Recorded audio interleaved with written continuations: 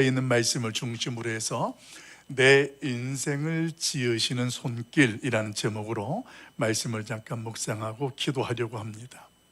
여러분, 우리가 가정에서 자녀들을 양육하지요. 그 자녀들이 어릴 때에 말을 해도 말을 잘 못 알아듣거나 똑같은 일들이 반복됩니다. 그런데도 부모들이 우리의 자녀들을 양육하면서 포기하지 않고 끊임없이 반복적으로 소망을 갖는 것은 그 자녀들이 성장하면서 그 모습 그대로가 아니라 성숙된 성인으로 또 사회의 가정에 기둥 같은 사람들로 설 것을 확신하기 때문에 그렇습니다. 그래서 부모님들은 자녀들에게 어릴 적부터 그 가정에 필요한 이야기라든가 또 하나님의 말씀이라는 것들을 들려주면서 그 자녀들이 잘 자라날 수 있도록 그렇게 하는 거예요. 근데 그런 과정 속에 시기라는 것들이 다 일정하지는 않아요. 어떤 경우 그 자녀들이 고등학교를 졸업하면서부터 또 하나님 앞에 그런 모습으로 서는 자녀도 있고, 어떤 경우는 군대를 갔다 와서, 어떤 경우는 결혼하고 나서 각 사람마다 그 모습들이 차이가 나고 그런 모습들이 드러난다라는 것입니다. 오늘 그런 인생 속에서 우리의 부모님들이 끊임없이 자녀들을 그렇게 그 인생을 다듬고 섬기고 돌보는 손길이 있는 것처럼 우리의 신앙과 우리의 인생 속에도 우리를 다듬고 지어가시는 하나님의 손길이 있다라는 사실을 깨달을 수 있길 예수님의 이름으로 축원합니다. 우리가 사무엘 하를 지금 묵상하는데, 사무엘 하에서 저와 여러분에게 보여주는 핵심이 뭐냐면 우리의 인생과 이 세상의 주권자가 되시는 분이 누구인지를 분명하게 보여주는 거예요. 그것과 함께 그 주권자 되시는 하나님께서 하나님의 약속하신 언약들을 어떻게 성취하시고 이루시는지를 구체적으로 보여주는 내용이 오늘 사무엘 하에서 소개됩니다. 이 사무엘서라는 것은 사무엘상과 하로 나뉘어지는데 그 기준이 어디냐면 사울 왕의 죽음입니다. 사울 왕이 죽기 전의 모습과 내용들의 역사가 어디에 담겨 있느냐? 사무엘상에 담겨 있어요. 그러니까 여러분들이 사무엘 상하가 헷갈릴 때에는 사울 왕을 내가 궁금해서 읽어봐야 되겠다 할 때는 첫 번째 왕이니까 사무엘상을 보면 돼요. 그 다음 두 번째 왕이 누구냐면 다윗 왕인데, 사무엘 하에는 하나님께서 이 다윗 왕을 통하여서 그 하나님의 언약을 맺으시고 그 언약을 어떻게 이루어 가셨는지가 소개되는 거예요. 자, 그러면 여러분, 골리앗이라는 사건이 또 생각났어요. 그 골리앗 사건 때에 다윗이 왕이었습니까? 소년이었습니까? 소년이었어요. 당시의 왕이 사울 왕이었어요. 그러면 사무엘 상에 있을까요? 사무엘 하에 있을까요? 여러분들이 이제 성경을 찾아갈 수 있는 기준점들이 만들어지는 거예요. 사무엘 상이 사울 왕을 중심인데 거기에 다윗도 어린 소년으로 등장을 해요. 그리고 사울 왕이 죽어요. 그럼 사무엘 하로 가는 거예요. 그럼 사무엘 하에는 하나님께서 이스라엘 백성들과 다윗과 또 맺으신 그 언약들을 이루어가는 일들이 일어나는데, 여러분, 사울 왕이 세워지게 된 것이 이스라엘 백성들의 요구 때문에 세워지게 되었잖아요. 우리도 다른 나라처럼 왕이 있어서 우리를 보호해주고 대적들을 물리쳐 줄 수 있도록 왕을 달라 이렇게 요구하게 돼서 하나님이 그들의 요구에 허락하게 된 사람이 누구였냐면 사울 왕이었습니다. 그런데 실질적으로 사울 왕은 어땠냐면, 왕이 된 이후에 그 이스라엘 백성들의 요구대로 이스라엘 백성들을 보호해 줬느냐? 제대로 보호하지를 못했습니다. 쳐들어왔던 대적들로부터 잘 지켜줬느냐? 그렇지도 못했습니다. 심지어 블레셋의 골리앗이 쳐들어왔을 때 골리앗을 이기긴 이겼는데 사울 왕이 한 것이 아니라 누가 했냐면 하나님이 택하시고 기름을 부으셨던 소년 다윗이 골리앗을 물리치더라는 거예요. 그러니까 사울 왕은 백성들의 요구에 의해서 세워졌기는 졌지만 그 사울 왕의 인생과 그 왕은 실패한 결론으로 내려지고 말았습니다. 오늘 그가 그렇게 실패한 왕이 될 수밖에 없었던 결정적인 근거가 뭐냐면, 우리가 잘 아는 것처럼 하나님을 그 중심에 둔 것이 아니라 사람들의 시선을 중심에 두게 되고 하나님의 말씀을 불순종하는 것이 결정적인 계기였습니다. 아담과 하와가 에덴 동산에서 하나님의 말씀에 불순종한 것처럼 오늘 사울 왕도 동일하게 불순종해서 그런 실패한 인생이 되었는데, 실제적인 것은 아말렉 전투에서 하나님께서 분명하게 사무엘 선지자를 통하여 그 아말렉을 진멸하라 했지만 사람들의, 백성들의 눈치를 보고 귀한 것들을 남기는 불순종의 모습, 사실 그 모습은 그 블레셋 전투에서 그 왕이 비참하게 전사하게 되어지는 안타까운 결말을 보여주었고, 그리고 그 모습을 통해서 성경은 인간들이 세웠던 인간들의 왕의 한계가 어느 정도이고 어떤 모습인지를 분명하게 보여주었던 것이 사무엘상에 등장하는 사울 왕이었습니다. 자, 그러면 그 이후에 등장하는 것이 사무엘하의 다윗 왕인데, 그러면 이 다윗 왕은 다른 사울 왕과 뭐가 다르고 그 다윗 왕은 믿을 수 있는 존재일까요? 이게 이제 저와 여러분이 사무엘하를 들어가면서 생기는 질문이에요. 여러분, 사무엘하에 등장하는 다윗도 사울 왕처럼 똑같은 사람이에요. 저와 여러분과 같은 성정을 가진 존재인데, 오늘 그런 다윗이 하나님 앞에서 특별하게 세움받게 되고, 하나님께서는 사람을 왕으로 세워서 실패했던 이스라엘 백성들을 위해서 다윗과 함께 언약을 맺게 되어집니다.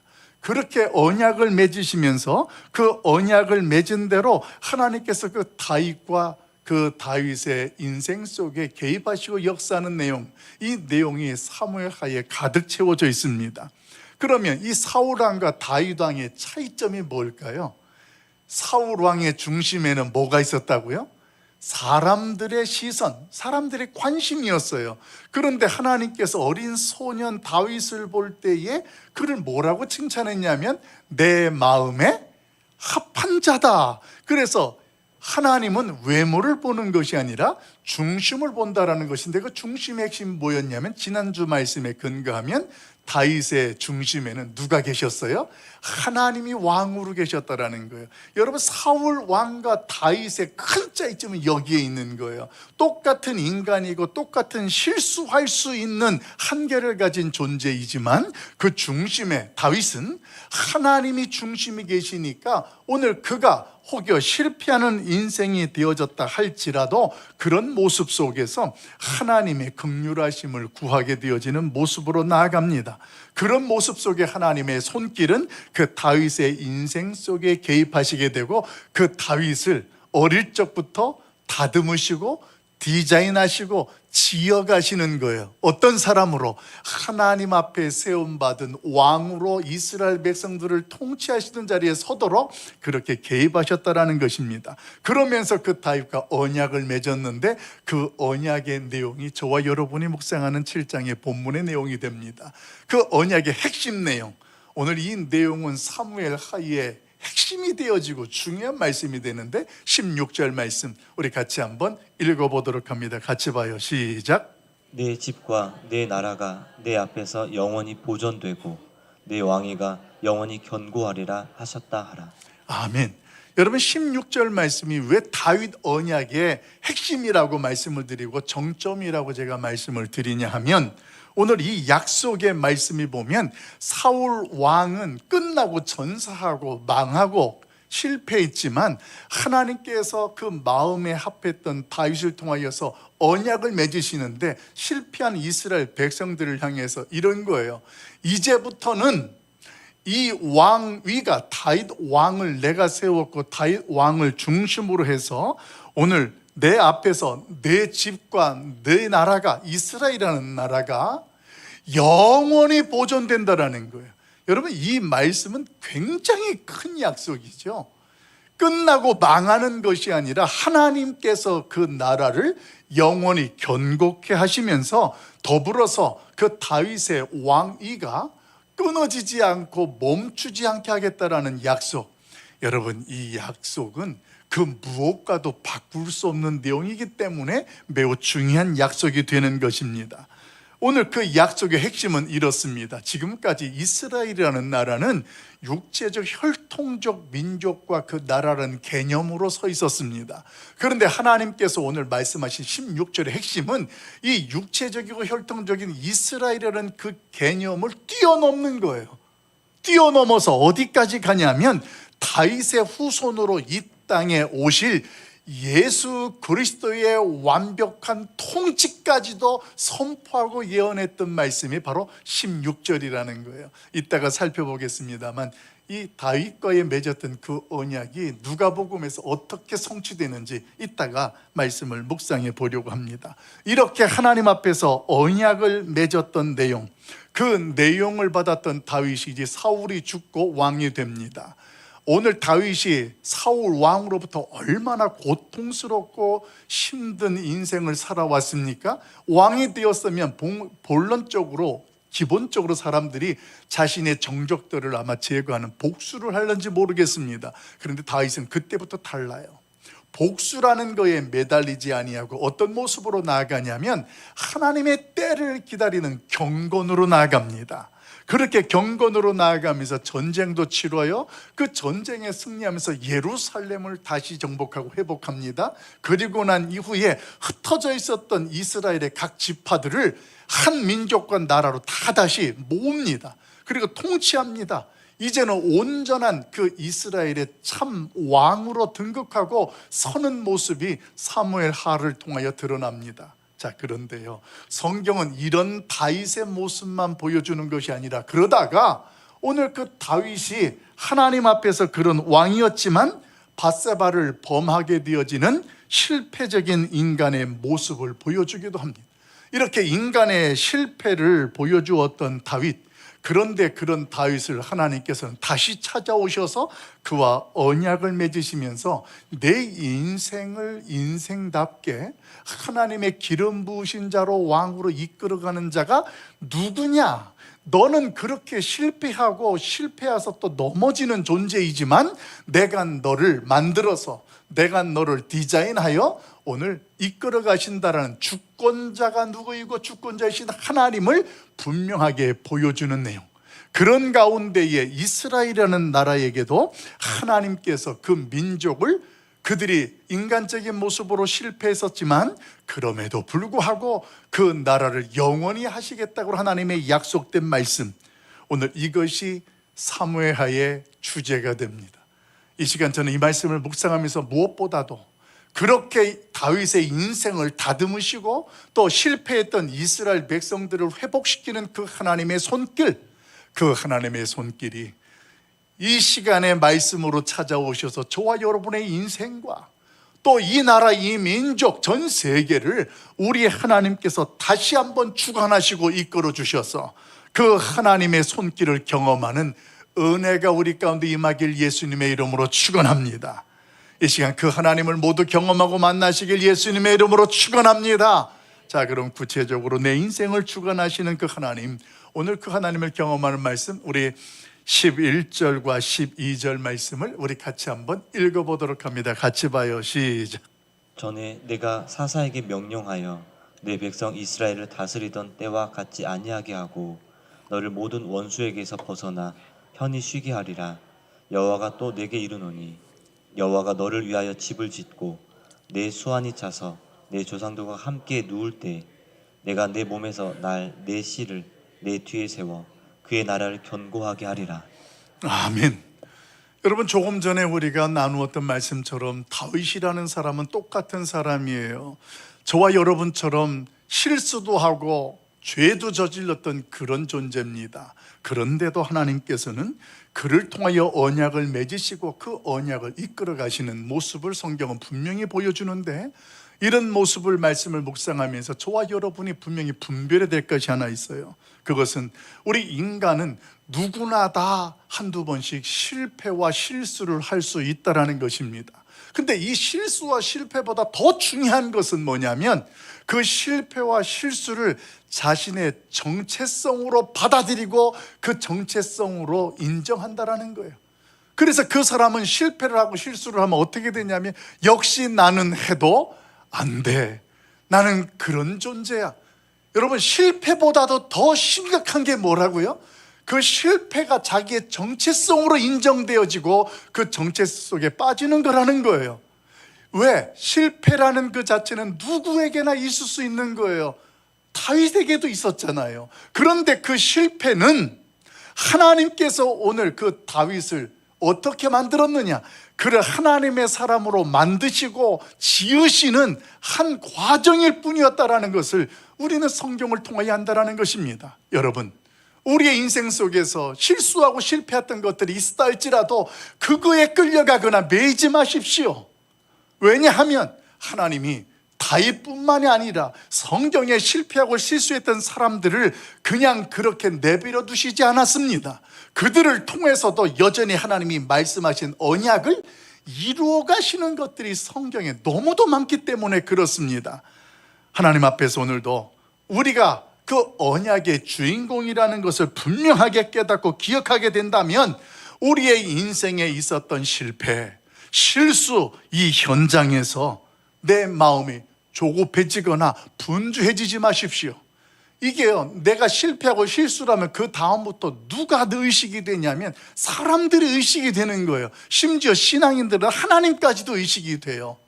그래서 내가 사람들한테 하나님 앞에 어떻게 하면 인정받을까, 어떻게 하면 잘 보일 수 있을까라는 그런 생각을 하는 거예요. 그래서 나름대로 내 스스로가 열심이라는 것을 내봅니다. 내가 이렇게도 해보고 다른 사람에게 이러한 모습도 보여줍니다. 내가 어떤 결과를 내면 사람들이 나를 다시 인정해 주겠지. 그래서 나름 열심을 내고 수고를 합니다.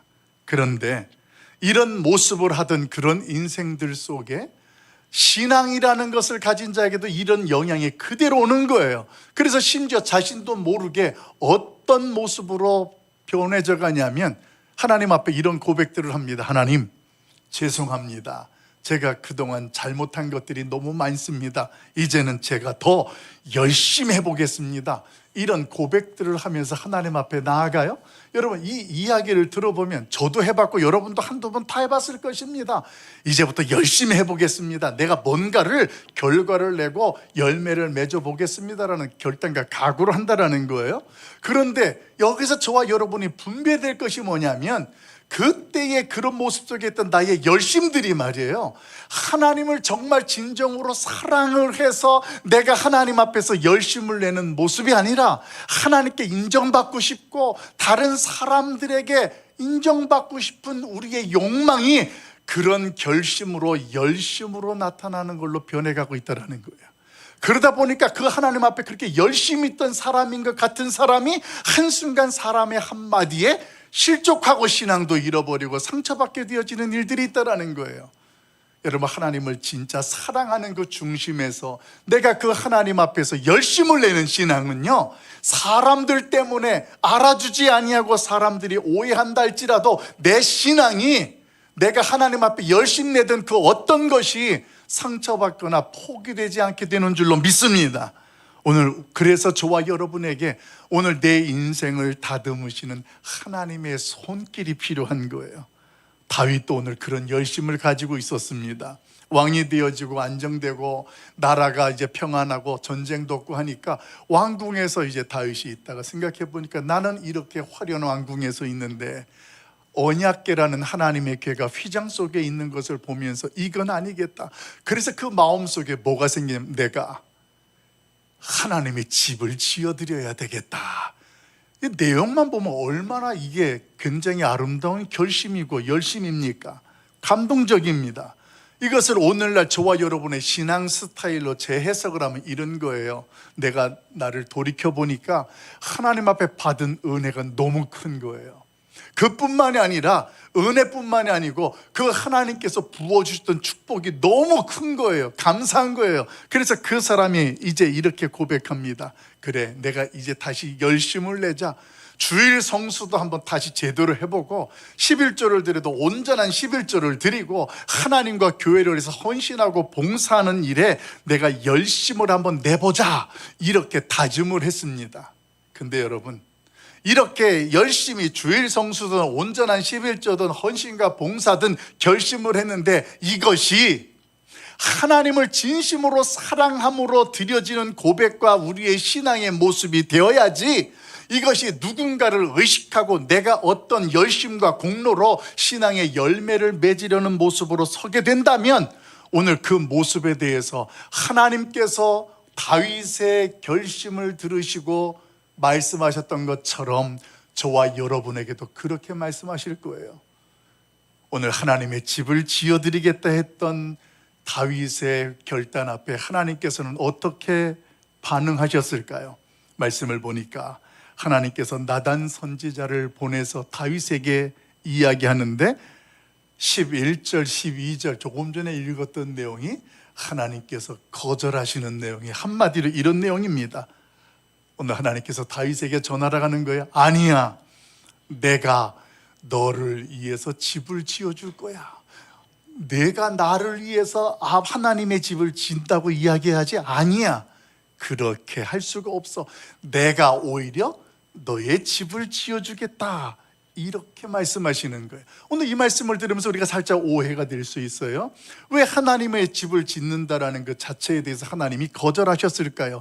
여러분, 그 집 자체를 거절한 것이 아니었습니다. 왜냐하면 그 이후에 솔로몬을 통해서 성전을 짓게 하셨잖아요. 그래서 집이 문제가 아니고, 오늘 여기에서 깨달을 핵심은 뭐냐면, 하나님은 솔로몬이 내가 뭔가 업적을 남기고 왕으로서 사울과 다르게 내가 인정받고 어떤 결과를 만들고자 하는 그의 공로와 열심을 제거하시는 것이 바로 내가 너의 집을 지어줄게, 이것이 하나님께서 다윗에게 전하는 말씀의 핵심이었다라는 거예요.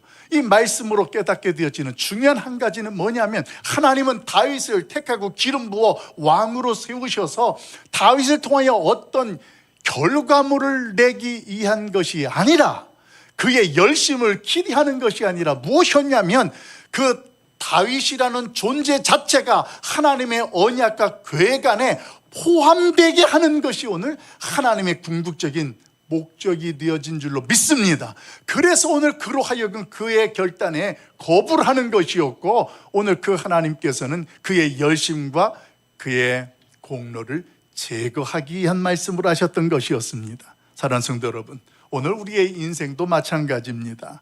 우리의 인생도 보면 굉장히 열심히 살아가려고 애를 씁니다. 힘들고 고달픈 인생길을 참으면서 살아냅니다. 그런 모습 속에 우리의 한 가지 기대하는 것이 어떤 그래도 결과가 있어야 되고 열매가 있어야 된다는 것, 이것들을 중심에 두고 살아가요. 그런데 기억하십시오. 우리 하나님께서 저와 여러분에게 기대하는 것은 우리의 어떤 열심을 통한 어떤 열매, 어떤 결과보다도 우리의 인생을 하나님께서 그 현장 고달픈 인생 속에서 다듬으시고 하나님의 사람으로 만들어 가시는, 이게 더 중요한 일이에요. 그래서 우리를 하나님의 자녀와 아들됨의 자리에 세우셔서 하나님 앞에서 누리고 평강 속에서 하나님의 사람으로 드러내는 것, 그러기 위해서 하나님께서는 저와 여러분을 이 고달픈 인생 속에 살아간다라는 거예요. 그러니까 여러분 기억해야 되는 거예요. 내가 오늘 하나님의 언약 안에 속해 있는데 힘들고 어려운 인생을 살아가는 여정 속에 왜 내가 이렇게 일이 제대로 풀리지 않고 고달플까? 조금 뒤에 더 구체적으로 말씀을 드리겠습니다만, 그 현장은 단순한 현장이 아니라 내가 하나님의 언약에 속해 있고 언약의 주인공이기 때문에 그런 현실 속에서 하나님이 나를 빚으시고 만드시는 과정이요 현장이 되는지를 깨달을 수 있길 예수님의 이름으로 축원합니다. 이것을 신학적으로 뭐라고 표현하냐면 성도의 견인 과정이다, 이렇게 말을 해요. 하나님께서 우리를 성도로 삼으시고 성도됨으로 살아가고 그 자리에 서도록 하나님이 우리를 견인, 이끌어가는 거예요. 나를 만드시고 조성하시고 우리를 살아있는 하나님 앞에서 서야 될 그 자리에 설 수 있도록 우리를 사용하시고 이끄시는 것, 이 과정, 이것이 우리의 인생이고 우리의 삶의 현장인데 오늘 그 과정 속에 하나님이 역사한다라는 것입니다. 이 시간 주님 앞에서 하나님이 내가 너의 집을 지어주겠다라는 그 집, 다윗에게 전했던 것은 다윗이 말하는 성전과 같은 건물이 아니었습니다. 우리가 말씀을 읽어서 알겠지만 그 집은 다윗의 왕위를 그 후손 위에 견고하게 하시겠다, 하나님이 그 왕위를 끊어지지 않도록 하시겠다는 하나님의 약속이었습니다. 너의 열심이 아니야. 내가 그렇게 만들어 갈 거야. 사랑하는 성도 여러분, 이 시간 하나님께서 말씀으로 찾아오셔서 저와 여러분에게 하시는 그 음성에 귀를 기울여 보십시다. 우리 방송실 도와줄까요? 오늘 하나님께서 저와 여러분에게 말씀으로 이렇게 묻습니다. 너 요즘 불안하지? 하나님께서 저와 여러분에게 이렇게 너 불안하지 물을 때에는 그 말씀 속에 뭐가 담겨 있냐면, 너 불안해서 지금 내가 나를 꽉 붙잡고 있는 것 같지? 아니야. 너의 인생은 내가 붙잡고 가는 거야. 그 이야기인 즉슨 불안하게 느껴지더라도 너를 내가 붙잡고 있으니 걱정하지 마라. 할렐루야. 그러면서 그분이 또 오늘 말씀으로 하시는 두 번째 메시지가, 치열한 세상에서 힘들고 지쳤지? 그 말씀 속에, 얘야, 너의 미래는 말이야, 너의 열심으로 살아내는 것이 아니라 나의 언약 위에서 펼쳐지는 거란다. 할렐루야. 오늘 저와 여러분이 그런 하나님의 음성과 그 언약 안에 있음을 깨달을 수 있길 예수님의 이름으로 축원합니다. 그래서 그 하나님이 우리의 인생의 집을 그분이 지어주셔서 인도받기를 축원합니다. 그러면서 놓치지 말아야 될 것이 뭐냐? 이제는 저와 여러분의 인생과 우리의 미래가 하나님 앞에 맡겨지는 믿음의 고백이 필요하다는 거예요. 지금까지 고달픈 인생을 지치고 살아왔는데 앞으로도 그렇게 살 것이냐는 거예요. 우리의 미래를 그분께 맡기기를 예수님의 이름으로 축원합니다. 우리 14절부터 16절 말씀이 우리에게 그 말씀으로 권고합니다. 같이 한번 읽어봐요. 같이 봐요. 시작. 그에게 아버지가 되고 그는 내게 아들이 되리니, 그가 만일 죄를 범하면 내가 사람의 매와 인생의 채찍으로 징계하려니와, 내가 내 앞에서 물러나게 한 사울에게서 내 은총을 빼앗은 것처럼 그에게서 빼앗지는 아니하리라. 내 집과 내 나라가 내 앞에서 영원히 보존되고 내 왕위가 영원히 견고하리라 하셨다 하리라. 아멘. 여러분, 우리가 미래를 생각할 때에 우리가 미래를 계획한 대로 생각대로 제대로 되지 않아요. 그런 일들을 경험하게 되면서 우리가 생각을 어떤 생각하냐면, 하나님이라는 존재는 내가 계획하는 것, 생각하는 것들을 다 무시하고 하나님 마음대로 나를 이끌어 가시는 것 같다라는 생각을 가질 수 있습니다. 그런데 그게 아닙니다.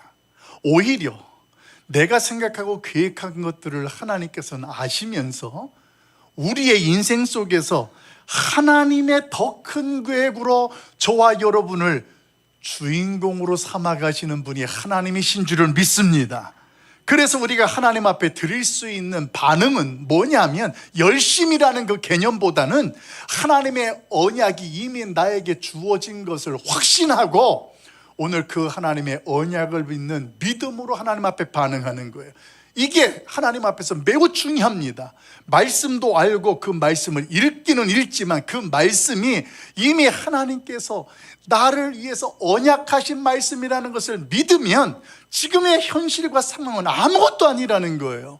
그 언약 앞에서 흔들림 없이 하나님 앞에 내가 나아갈 때 하나님께서는 우리의 미래를 그 믿음을 보시고 펼쳐주시는 거예요. 그래서 우리의 미래를 내가 오늘의 열심으로 내일을 만들어가는 것이 아니라 하나님 앞에서 계획되어진 약속의 말씀을 확인하고 그 말씀 앞에서 확실한 믿음을 가지고 서 있는 믿음의 모습, 이것이 하나님께서 우리에게 기대하는 것이고, 이 모습이 오늘 저와 여러분의 미래가 하나님 앞에 펼쳐진다라는 것입니다. 그 하나님 앞에서 내가 무엇을 할까? 내가 어떤 것들을 하나님 앞에서 이룰 수 있을까? 이런 생각은 나의 열심이 되는 것이고 나의 가치를 증명하고 드러내고 싶은 우리의 욕망이 되는 것입니다. 여러분, 오늘 우리의 삶의 현장 속에 고통이라고 느껴지는 그 자리가 있다면 그 고통이 인생의 채찍으로 다가온 하나님의 손길임을 깨달을 수 있길 예수님의 이름으로 소망합니다. 14절에 보게 되어지면 인생의 채찍이라는 말이 나와요. 원어적으로 보게 되면 이 말이 무슨 뜻이냐면 사람들의 막대기라는 뜻입니다. 그러니까 저와 여러분이 하나님 앞에 택함을 받고 언약의 사람으로 서 살아갈 때 하나님께서는 우리의 삶의 현장 구석구석 상황마다 인생의 채찍 채찍, 사람의 막대기들을 준비해 두시는 거예요. 그래서 저와 여러분이 하나님 앞에서 세상을 살아가면서 인간관계나 또 사람들과의 굉장히 힘든 문제들을 경험하게 되는 이유가 뭐냐? 하나님이 나를 하나님의 백성으로 언약의 주인공으로 삼으셨기 때문에 그런 현장에서 나를 다듬어가는 거예요. 나를 지으시는 거예요. 그러다 보니까 힘든 일들을 경험하게 되는 거예요. 여러분, 이걸 깨닫는 사람은 내일이 준비되어진 사람이 되는 거예요. 왜 나는 이렇게 하는 일이 되는 것도 없고 왜 나는 이렇게 나를 힘들게 하는 사람들이 많아, 이런 생각만 머무르게 된다면 오늘 인생의 채찍에 대해서 하나님이 찾아오셔서 나를 개입하시는 손길을 이해하지 못하는 거예요. 이 하나님의 인생의 채찍은요, 누구한테만 있는 게 아니라 우리 모두에게, 우리의 삶의 현장 속에 하나님이 주권자가 되셔서 다스리시고 역사하는 거예요. 여러분, 생각해 보십시오. 지금 나의 인생의 채찍이 무엇인가 돌이켜 보세요. 그 채찍이 고통이라는 자리가 느껴져서 피하지 마시고 그 채찍 속에 하나님께서 나를 지으시고 만들어 가시는 그 하나님의 거시적인 계획을 볼 수 있기를 예수님의 이름으로 축원합니다. 이것이 하나님의 영적인 프로젝트입니다. 그 영적 프로젝트를 믿으면 우리의 미래는 그분의 손길에 펼쳐지고 인도받는 겁니다. 그런데 이런 믿음이 없으면 어떻게 되느냐? 뭘 내가 잘못했길래 이렇게 일들이 꼬이고 내 인생은 이렇게 실패한 것 같을까? 이런 불평만 하다가 마무리되는 겁니다. 솔로몬과 다윗의 인생을 보십시오. 실패한 인생이었고 그 가정이었습니다. 솔로몬도 그랬고 솔로몬의 아들들도 그렇고 후손들도 그렇고 보면 실수투성입니다. 그런데도 하나님께서는 그 왕족이 멈추지 않고 끊이지 않도록 이끌어 가시는 모습을 성경은 그대로 보여줍니다. 하나님 앞에서 오늘 그런 모습 속에 그 다윗과 그 후손들에게 인생에 채찍이 없었을까요? 있었습니다. 이스라엘의 나라가 바벨론의 망에서 포로로 끌려가고 왕위가 끝난 것처럼 망한 것 같아요. 그런데 하나님은 언약대로 이스라엘 백성들을 포로에서 돌아오게 하셨고 돌아온 그들을 통하여서 우리 하나님께서는 예수 그리스도가 영원한 다윗의 왕위를 이어서 이 땅에 오시는 계보로 이끌어 가셨습니다. 그게 지난주에 묵상했던 룻기서에 보게 되어지면 룻과 보아스를 통하여서 이제 아들이 낳고 그 오멜, 이세, 다윗 이렇게 되어지는 거예요. 그래서 사울 왕 때 연결되어지는 다윗이 등장하지 않습니까? 여러분, 오늘 하나님 앞에서 그 다윗의 왕위가 영원히 경고하겠다는 약속, 예수 그리스도로 이어지는 말씀이 누가복음 1장 31절이 하는 이렇게 선언해주고 있습니다. 우리 같이 누가복음 1장 31절부터 33절 같이 봅니다. 시작. 보라, 내가 잉태하여 아들을 낳으리니 그 이름을 예수라 하라. 그가 큰 자가 되고 지극히 높으신 이의 아들이라 일컬어질 것이요 주 하나님께서 그 조상 다윗의 왕위를 그에게 주시리니 영원히 야곱의 집을 왕으로 다스릴 것이며 그 나라가 무궁하리라. 아멘. 하나님께서 다윗과 사무엘하 7장 16절에 했던 그 다윗의 언약을 예수 그리스도를 누가복음 1장에 이 땅에 메시아로 보내면서 그 다윗의 왕위를 예수에게서 드러나게 하시고 그 예수를 통하여 하나님의 나라가 영원히 견고하게 되고 펼쳐지게 될 것에 대해서 언약의 성취로 선포하는 내용이 누가복음에 소개되었습니다. 사랑하는 성도 여러분, 우리 가운데에 다윗이 이렇게 위대하게 느껴지게 되어지는 근거는 뭐냐면 그의 인생의 채찍 가운데에도 오늘 그는 하나님의 긍휼하심을 구했다라는 거예요. 그의 중심에 늘 하나님의 언약이라는 것을 바라보고 하나님 앞에 섰다라는 것입니다.